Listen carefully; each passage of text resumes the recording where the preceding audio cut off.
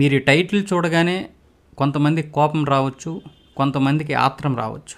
మొత్తం ఈ వీడియో చూసిన తర్వాత దీనిపైన మీ అభిప్రాయాన్ని తెలియచేయండి. తిట్టాలనుకుంటే తిట్టండి, పొగడాలనుకుంటే పొగడండి, నిజాలు మాట్లాడాననుకుంటే నిజం మాట్లాడావని చెప్పండి. కానీ ఈ దేశానికి కాంగ్రెస్ చేసిన త్యాగాలు, కాంగ్రెస్ చేసిన మంచి పనులు, కాంగ్రెస్ చేసినటువంటి గొప్ప ధార్మిక సేవా కార్యక్రమాలు, ఈరోజు ఈ దేశం ఇలా ఉండడానికి కారణం కాంగ్రెసే. చాలామంది కాంగ్రెస్ని ఎందుకు తిడుతున్నారో నాకు అర్థం కావడం లేదు. చాలామంది కూడా కాంగ్రెస్ పైనటువంటి విమర్శలు చేస్తున్నారు. కానీ కాంగ్రెస్ ఈ దేశానికి చేసినటువంటి సేవలు ఏంటో చెబుతాను, వినండి. 21 లక్షల మంది హిందువులను చంపిన తర్వాత కూడా పాకుకు 65 కోట్ల రూపాయలు ఇచ్చినటువంటి పార్టీ, మత ప్రాతిపదికగా పంపకం చేసినప్పటికీ 7 కోట్ల ముస్లింలను ఈ దేశంలోనే ఉంచినటువంటి పార్టీ, హిందువులు లేని కాశ్మీరును తయారు చేసింది, సెక్యులర్ పదాన్ని రాజ్యాంగంలో చేర్పించింది, 8 రాష్ట్రాలలో హిందువులను అల్పసంఖ్యాకులుగా చేసింది, ఏఎంయూలో ముస్లిం పదాన్ని చేర్చింది, బీహెచ్ఈలో హిందూ పదాన్ని చేర్చడానికి వ్యతిరేకించింది, కాశ్మీర్ సమస్యను జటిలం చేసింది, జేకేలో చట్టం నందలి సెక్షన్ 35A 370లను పెట్టింది, పట్టుబడిన 93,000 పాక్ సైనికులను వదిలిపెట్టి జయింపబడిన POKను తిరిగి గిఫ్ట్గా ఇచ్చేసింది, 90,000 స్క్వేర్ కిలోమీటర్లతో పాటు కైలాస మానస సరోవరంను చైనాకు అప్పగించింది, జేకేలో రోహింగ్యాలకు పునరావాసం కల్పించింది, బంగ్లాదేశీ ముస్లింలను దేశంలో చొప్పించి ఓటు బ్యాంకు పెంచుకుంది, NRCని వ్యతిరేకించింది, దేశ ద్రోహులను రక్షించడానికి రాత్రి 2 గంటలకు సుప్రీంకోర్టును తెరిపించింది, 2,700 సిక్కులను హత్యాకాండ చేసింది, దూరదర్శన్లో సత్యం శివం సుందరం లోగో తొలగించింది, కేంద్రీయ నవోదయ విద్యాలయ లోగో నుండి అసతోమా సద్గమయ శ్లోకాన్ని తొలగించింది, వందే మాతరంను రాష్ట్రగానంగా దేశీయ గీతంగా పాడకుండా నిరోధించింది, 26/11 దాడి వెనుక హిందువుల పాత్ర ఉందని చెప్పగలిగింది, నా న్యాయవాదులే దేశానికి కీడి చేసే గ్యాంగులను మరియు నక్సలైట్ కేసులను వాదించేలా చేసింది, దేశంలో ఎమర్జెన్సీ పెట్టి ప్రజాస్వామ్య గొంతును నొక్కించింది, భారత మాతాకి జై అంటే వందే మాతరం మొదలగు నినాదాలు ఏ రైలులో లేకుండా చేసింది, 1966లో గోరక్షణ కొరకు ఉద్యమించి గోభక్తులైన 100 మంది సాధువులను తుపాకీ గోళీలతో హత్య చేయించింది, హజ్ యాత్రకు సబ్సిడీ ఇచ్చి అమర్నాథ్ యాత్రకు ట్యాక్స్ వేసింది, సోమనాథ మందిరం నిర్మించుకున్నాడని సర్దార్ పటేల్ని విరోధించింది, సోమనాథ మందిరాన్ని ప్రారంభించబోయే రాష్ట్రపతి డాక్టర్ రాజేంద్ర ప్రసాద్ను విరోధించింది, RSSను ముస్లిం బ్రదర్హుడ్ లాంటి ఉగ్రవాద సంస్థగా చెప్పగలిగింది, శ్రీరాముడిని కల్పితంగా చెబుతూ అఫిడవిట్ ఇచ్చింది, అట్లాగే రామసేతును విరిచేసే ప్రయత్నమూ చేసింది, భారత్కు UNOలో లభించే సభ్యత్వం వీటో అధికారం చైనాకిచ్చింది, మీరందరూ సెక్యులర్ హిందువులు అయిపోండి అంతే, హిందుస్థానును హిందూ ముక్తుస్థానుగా మార్చేసింది, ఆరోపణలన్నీ RSSపై పడేసింది. అర్థమవుతుందా ఏం చెబుతున్నాను? ఇప్పటికైనా మీ సెక్యులర్ భావజాలాన్ని విడనాడండి. మీ నీతి వాక్యాలు, మీ సెక్యులర్ భావజాలాన్ని కింద ఎక్కడైనా పెట్టుకోండి. బంగ్లాదేశ్లో ఏం జరుగుతుందో తెలుసుకోండి, పాకిస్తాన్లో ఏం జరుగుతుందో తెలుసుకోండి, అంతెందుకు మన దేశంలో ఏం జరుగుతుందో తెలుసుకోండి. పనికిరాని మీటింగులు ఎట్టుకుంటూ పనికిరాని విషయాల గురించి మాట్లాడుకునే మీరు ఈ దేశ సనాతన సంస్కృతి ఏ విధంగా నాశనం చేయబడుతుందో తెలుసుకోలేకపోతున్నారు.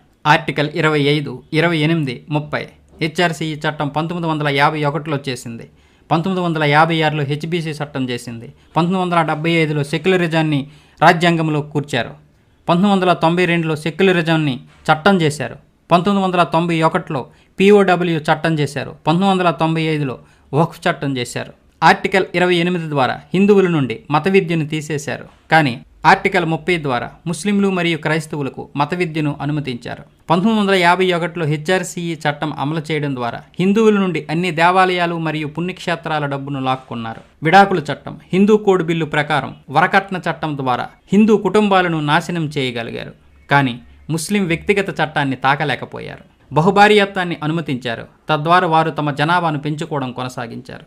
ముస్లిం అబ్బాయిలు హిందూ అమ్మాయిలను సులభంగా పెళ్లి చేసుకోవడానికి వీలుగా 1954లో ప్రత్యేక వివాహ చట్టం తీసుకొచ్చారు.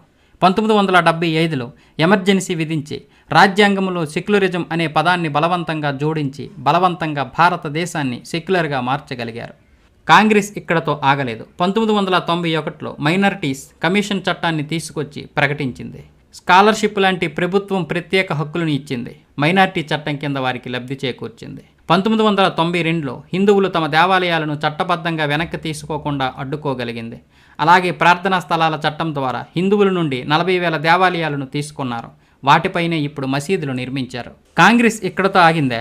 1995లో ముస్లింలకు ఏదైనా భూమిని క్లెయిమ్ చేసుకునే హక్కును కల్పించింది. వక్ఫ్ చట్టం ద్వారా హిందువుల భూమిని లాక్కొని భారతదేశంలో ముస్లింలను 2వ అతిపెద్ద భూ యజమానులుగా చేసింది. 2007లో ఎస్సీలోని రామసేతు అఫిడవిట్లో శ్రీరాముని ఉనికిని తిరస్కరించగలిగింది. అలాగే 2009లో కాంగ్రెస్ కాషాయ తీవ్రవాదం అనే పదాన్ని రూపొందించడం ద్వారా హిందూ మతాన్ని తీవ్రవాద మతంగా ప్రకటించినప్పుడు హిందూ వ్యతిరేక క్రూసెడ్లో పీక్ పాయింట్గా మారింది. కాంగ్రెస్ క్రమంగా మరియు తెలివిగా హిందువులను బహిర్గతం చేస్తూనే ఉంది. హిందువుల హక్కులను ఒక్కొక్కటిగా లాగేసుకుంటూనే ఉంది. ఇప్పుడు హిందువులు అన్నింటికీ పూర్తిగా దూరం అయ్యారు. తమాషా ఏంటంటే మనకి కూడా మన హక్కులేంటో తెలియకపోవడం, కాంగ్రెస్ ఎన్ని లాక్కుందో మనకు తెలియకపోవడం. ఎందుకంటే మనం సెక్యులర్లం, మన భావజాలమే అలాంటిది. హిందువులకి సొంత దేవాలయాలు లేవు, వారి స్వంత మత బోధనలు లేవు, వారి భూములు వారి శాశ్వత ఆస్తి కాదు, మరియు హిందువులు ప్రశ్నలు కూడా అడగరు. మసీదులు మరియు చర్చిలు స్వతంత్రమైనవి. మరి దేవాలయాలను ఎందుకు ప్రభుత్వం కింద ఉంచబడ్డాయి? ఎందుకు దేవాలయాల్ని నియంత్రిస్తున్నారు? ప్రభుత్వం ఎందుకు ఉంది? మదర్సాలు, కాన్వెంట్ పాఠశాలలకు నిధులు కేటాయించగలిగిన ప్రభుత్వం మరి గురుకులాలకి ఎందుకు నిధులు ఇవ్వలేదు? వక్ఫ్ చట్టం వచ్చినప్పుడు హిందూ భూ చట్టం ఎందుకు రాలేదు? ముస్లిం పర్సనల్ బోర్డు ఉంది కానీ హిందూ పర్సనల్ బోర్డు ఎందుకు లేదు? భారతదేశం సెక్యులర్ దేశం అయితే ఇక్కడ మెజారిటీ మైనారిటీలు ఎందుకు ఉన్నారు? పాఠశాలల్లో రామాయణం మహాభారతాలు ఎందుకు బోధించరు? హిందూ మతాన్ని నాశనం చేయడానికి ఔరంగజేబు ఉపయోగించిన కత్తిని ఉపయోగించింది కాంగ్రెస్. రాజ్యాంగాన్ని నాశనం చేయడానికి చట్టాలు, కత్తి విఫలమైన చోట బిల్లులు ఉపయోగించింది. ఆపై ఎలాగో మీడియా ఉంది. ఎవరైనా ఈ ప్రశ్నలను అడగడానికి ప్రయత్నిస్తే అతడు వర్గీయుడు, కాషాయి భక్తుడిగా ప్రకటింపబడతాడు. బహుశా ఇప్పుడు నేను అలాంటి వాడినే. బహుశా మీలో ఎంతమంది నాకు ఈ విధంగా కామెంట్లు చేస్తారో కూడా. 1950 నుండి హిందువులు నెహ్రూ మరియు అతని కుటుంబంచే హింసింపబడ్డారు కాదా? హిందువులు భారీ మూల్యం చెల్లించుకుంటూనే ఉన్నారు. చాలా సంవత్సరాలు కాంగ్రెస్ ప్రభుత్వాల నుండి నష్టపోయారు. హిందువులు బానిస మనస్తత్వం నుండి బయటపడి శివాజీ మరియు మహారాజా ప్రతాప్ సింగ్ లాగా మారాల్సిన సమయం ఇది. హిందువులకు ఇంత కీడు చేసిన ఒక్క పార్టీ కూడా మనకు అవసరమా? నిందల కాంగ్రెస్పై మాత్రమే ఉండకూడదు. రాజకీయ కారణాలతో ఎప్పటికప్పుడు కాంగ్రెస్తో పొత్తు పెట్టుకున్న ప్రాంతీయ పార్టీలు కూడా దోషులే. హిందూ మెజారిటీ దేశంలో ఇదంతా ఎలా జరిగింది? నానక్ ముందు సిక్కు లేడు, యేసు ముందు క్రైస్తవు లేడు, మహమ్మద్కు ముందు ముస్లిం లేడు, రిషభదేవునికి ముందు జైనుడు లేడు, బుద్ధుడికి ముందు బౌద్ధుడు లేడు, కార్ల్ మార్క్స్ ముందు వామపక్షవాది లేడు. కానీ కృష్ణుడి కంటే ముందు రాముడు ఉన్నాడు, రాముడి కంటే ముందు జమదగ్ని ఉన్నాడు, జమదగ్ని కంటే ముందు అత్రి మహర్షి ఉన్నాడు, అత్రి కంటే ముందు అగత్స్యుడు ఉన్నాడు, అగత్స్యుడి కంటే ముందు పతంజలి ఉంది, పతంజలి కంటే ముందు కనద్ ఉంది, కనద్ కంటే ముందు యాజ్ఞవల్క్యుడు ఉన్నాడు, యాజ్ఞవల్క్యుడి కంటే ముందు సనాతన వేదాలన్నీ ధర్మబద్ధమైనవి ఉన్నాయి. మరి ఇదంతా హిందూ మెజారిటీ దేశంలో ఎలా జరిగింది? ఈ రాజకీయ చదరంగంలో 12 ఎత్తుగడలు చేయబడ్డ ఈ దేశంలో మొట్టమొదటిది మొఘలులు భారతీయులయ్యారు. మరి భారతీయుడు కాఫీర్ అయ్యాడు. ఎందుకయ్యాడు? గియాసుద్దీన్ ఖాన్ మోతీలాల్ అయ్యాడు, జవహర్లాల్ నెహ్రూ అయ్యాడు, ఇందిరాగాంధీ, రాజీవ్ గాంధీ, మైనో గాంధీలు అయ్యారు. మరి భారతీయుడు మూర్ఖుడయ్యాడు. మోమిన్ కాశ్మీరీ అయ్యింది, కాశ్మీరీ పండితులు చరణార్థులయ్యారు. బంగ్లాదేశీ బెంగాలీ అయ్యింది, మరి బెంగాలీ హిందూ బయటవాడయ్యాడు. సైనికులు కిల్లర్స్ అయ్యారు, స్టోన్ ఫెల్డర్స్ ఉద్యమం అయ్యింది.